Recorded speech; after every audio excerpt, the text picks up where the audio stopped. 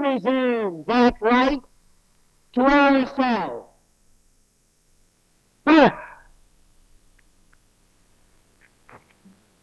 liberty-loving people are naturally confused, and the conditions they see, it's difficult to understand.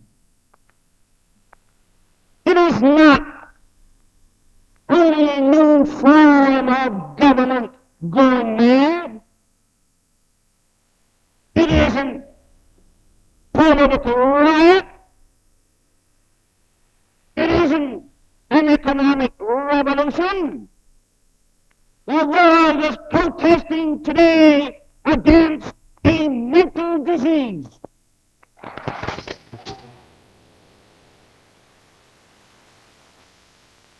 This disease does not ought to become chronic. This meeting needs to do, as I see it, is to make us aware of the dangers inherent in the situation in Germany and the importance of our all working together to prevent similar happenings in this country.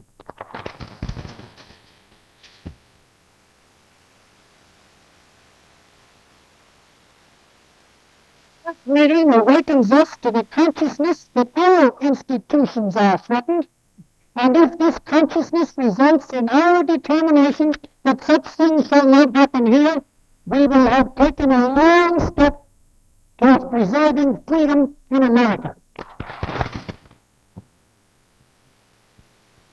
I hope that the recital of the conditions in Germany will arouse in the heart of every American a determination to help the unfortunates who are looking to America as their last haven of refuge. I come appealing to this country to accept them as victims of oppression, unprepared for a new life and without friends. Their depression is so much we can give them. The citizens of New York are cooperating through their refugee agencies to meet this situation. But there is no doubt that private resources will never be sufficient to meet the requirements of those whom we must help. Of liberty and the pursuit of happiness.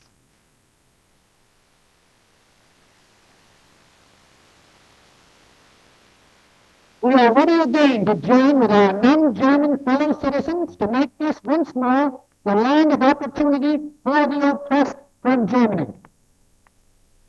For America.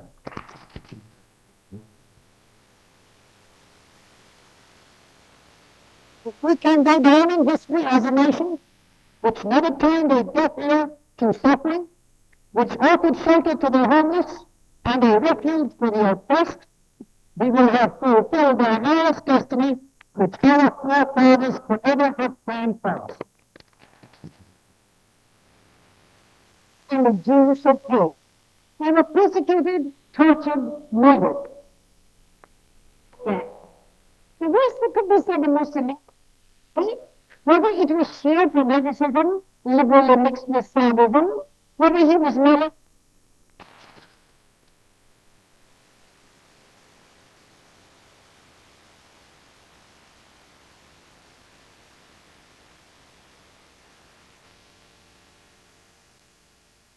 England, France, the United States, and the little countries like Holland and Switzerland to cooperate in peace efforts of urban populations where there are millions of unemployed.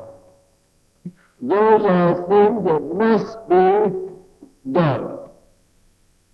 To be prevented if an uncompromising boycott or even an embargo would be placed on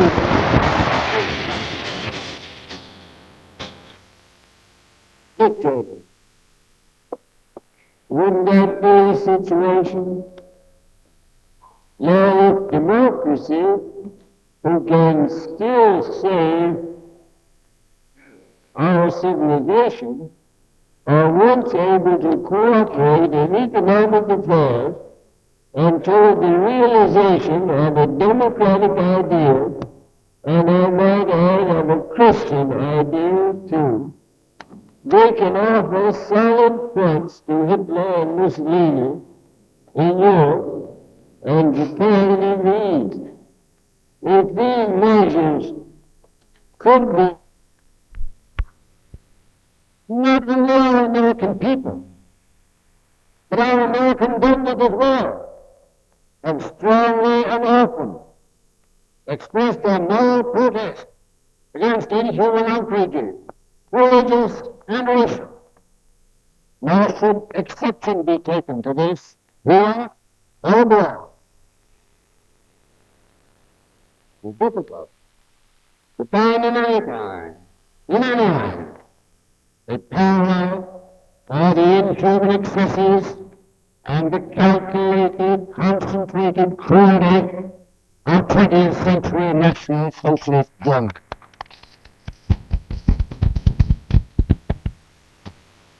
We have before our eyes the spectacle of 600,000 people deprived of all means of livelihood, stripped of their property, and daily exposed to indescribable brutalities that do not stop short of murder. Indeed, the mass murder of these unfortunates are now made open in responsible German circles.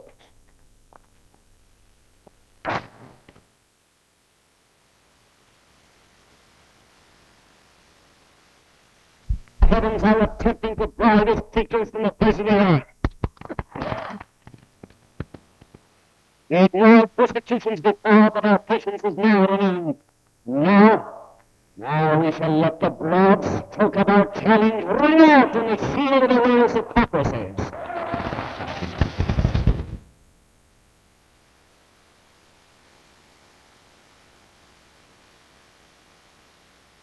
Here we stand with the sword of justice cut away the towers that bind down the energies of the world. And we shall lift up our voices in sight of all persecuting nations. This is not the first of your persecutions, but it shall be the last.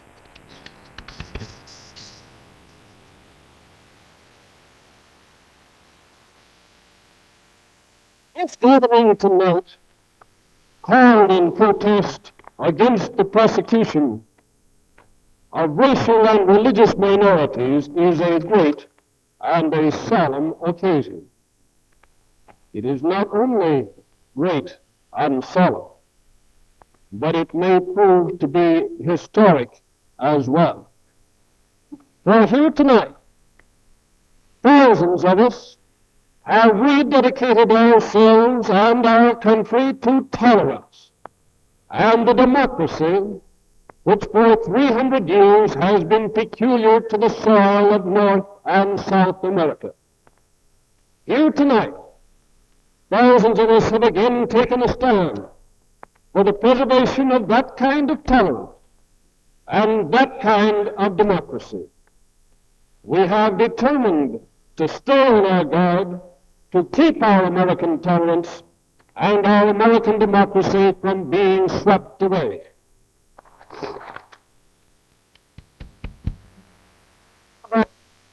Things we see are abhorrent to us. Whether we're Protestants or Jews or Catholics or Americans of no especial brand, we shudder at the things we see. All of these groups have known for ages than love.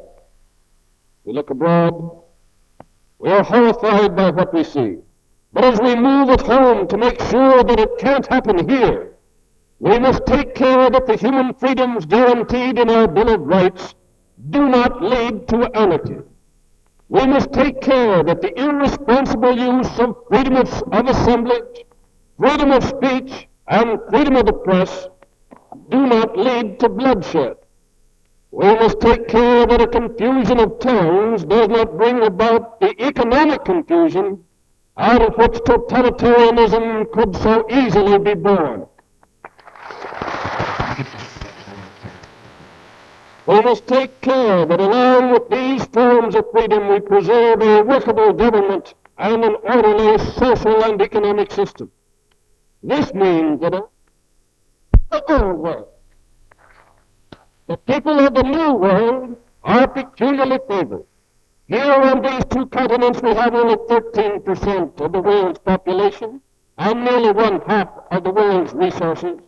Nations overseas, observing our tremendous wealth and small population, and having disdain for our racial and cultural heritage, may want to carry what they believe to be the light of the true faith into the darkness of North and South America.